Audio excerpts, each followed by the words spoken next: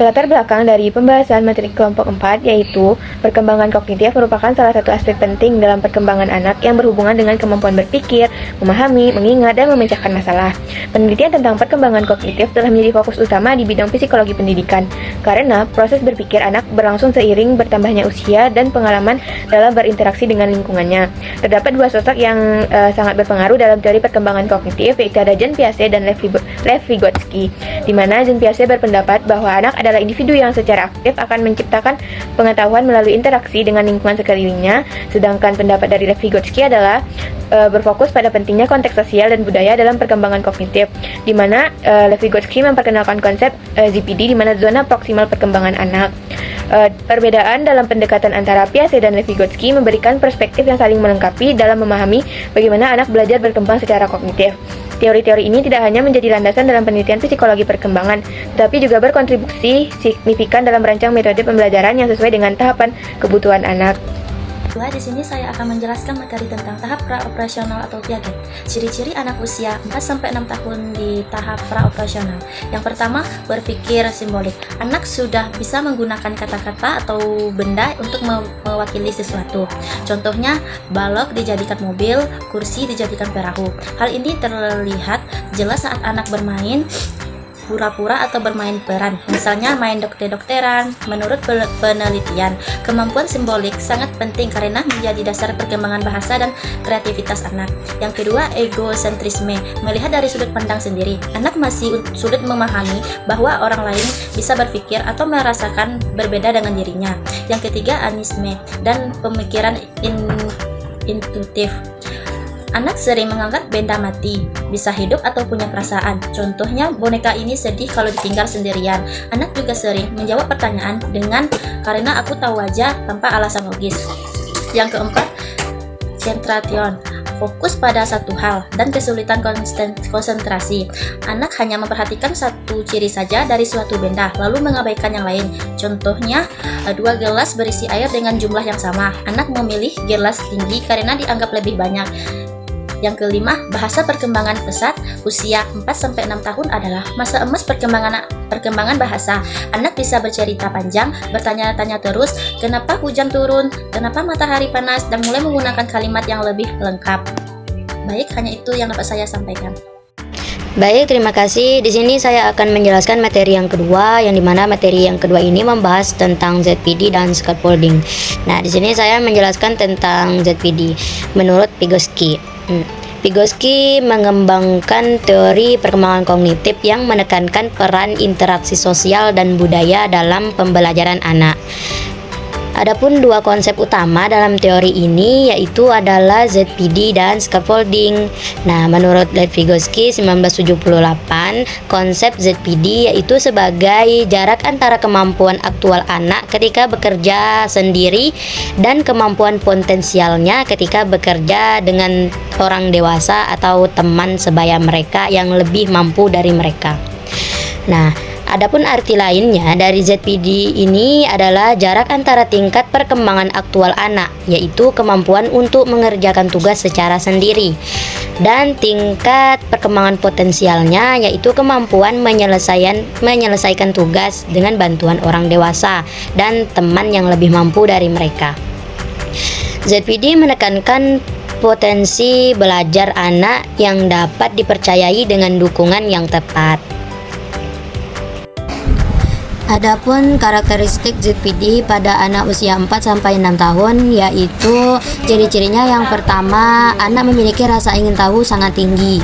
Yang kedua, belajar melalui imitasi, yang dimana anak belajar secara meniru orang lain.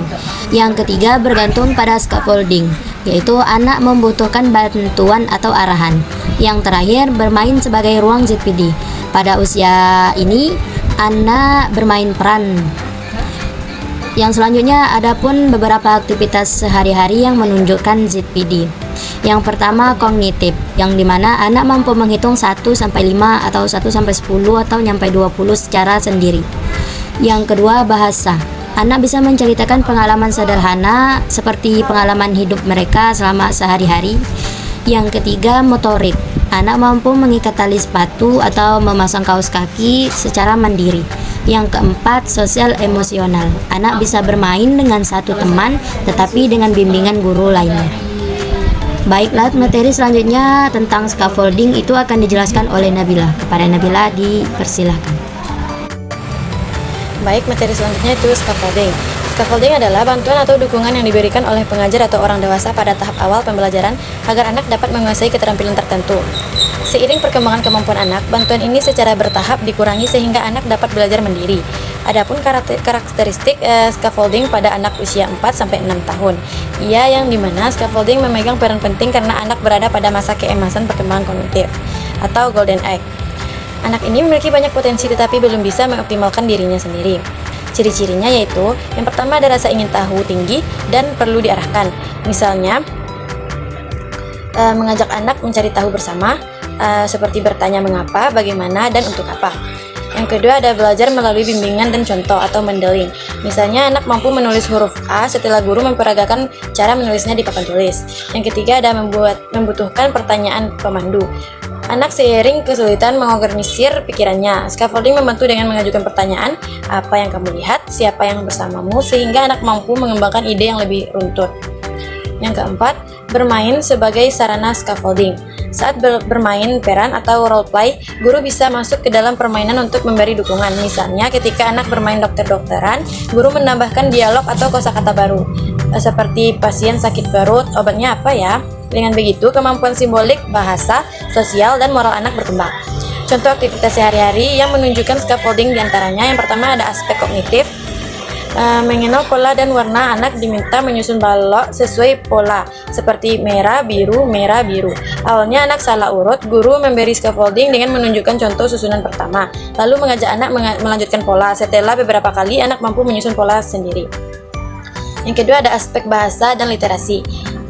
Guru memberi scaffolding seperti suara saat kita bilang mama, ayo coba ucapkan. Anak akhirnya menghubungkan huruf dengan bunyi. Yang ketiga ada aspek motorik halus. Menggunting pola, anak kesulitan menggunting garis lurus. Guru memegang kertas bersama anak, menunjukkan arah guntingnya sambil memberi dorongan verbal.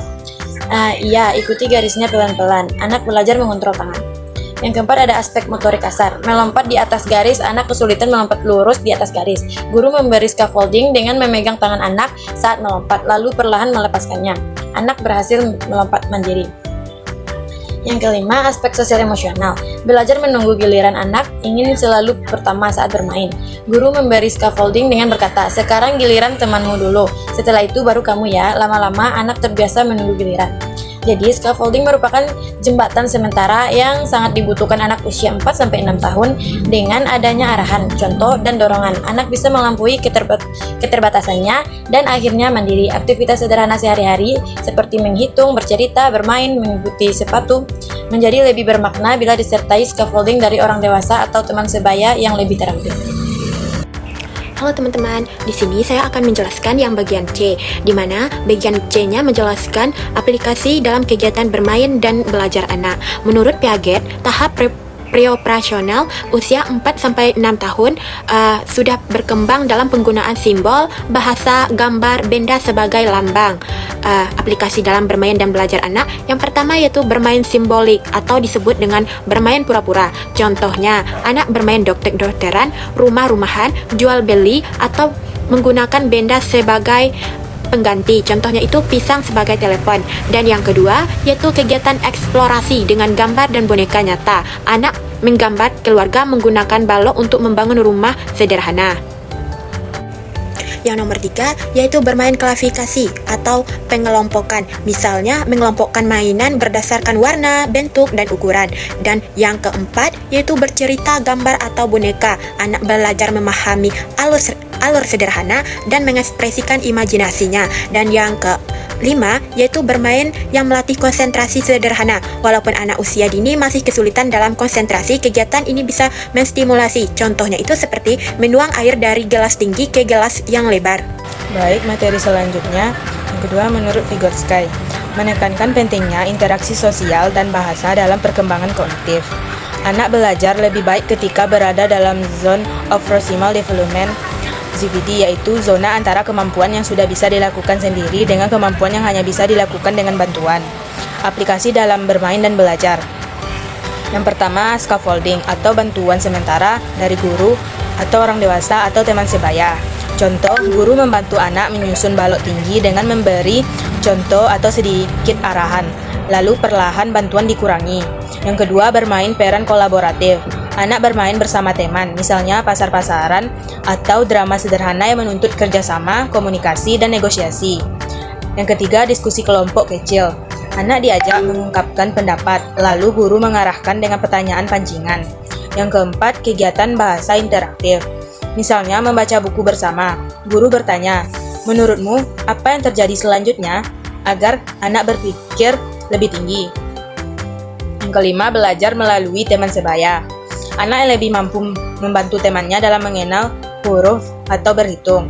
Yang keenam, permainan edukatif yang menantang dalam ZPD, misalnya permainan berhitung dengan kartu angka. Anak yang belum bisa menghitung 1-10 dibimbing guru agar ikut mencoba. Berikut adalah rekomendasi aplikasi edukatif dan bermain untuk anak usia 4-6 tahun, disertai penjelasan yang lebih jelas. Yang pertama, Lingo Kids. Konten dan fitur. Tersedia lebih dari 1.600 aktivitas interaktif mulai dari matematika, membaca, sains, seni, video, lagu, kuis, hingga buku digital. Keunggulan menstimulasi perkembangan kognitif serta sosial emosional, seperti empati, berpikir kritis. Aman, bebas iklan, tersedia laporan kemajuan bagi orang tua. Yang ketiga, Khan Academy Kids. Konten dan fitur menawarkan materi membaca, berhitung, sains, keterampilan sosial emosional, dan seni. Ilustrasi dan karakter dibuat oleh seniman yang pernah bekerja di Pixar. Keunggulan, gratis sepenuhnya dan bebas iklan. Menyajikan pendidikan dengan visual menarik serta struktur pembelajaran yang memadai. Yang ketiga, Sago Mini World. Konten dan fitur. Ratusan mini games kreatif memasak, berdandan, membangun eksplorasi imajinatif. Interaktif mendorong kreativitas dan keterampilan motorik. Aman untuk anak-anak dan tersedia offline serta versi premium. Kesimpulan dari materi ini adalah, menurut Piaget, anak usia 4-6 tahun berada pada tahap pra-operasional, di mana anak mulai mampu menggunakan simbol, bahasa, dan imajinasi dalam bermain. Namun masih memiliki pola egosentris, di mana sulit memahami sudut pandang dari orang lain, dan masih terbatas pada hal-hal konkret. Sementara itu, menurut Vygotsky, perkembangan kognitif anak 4-6 tahun sangat dipengaruhi oleh interaksi sosial.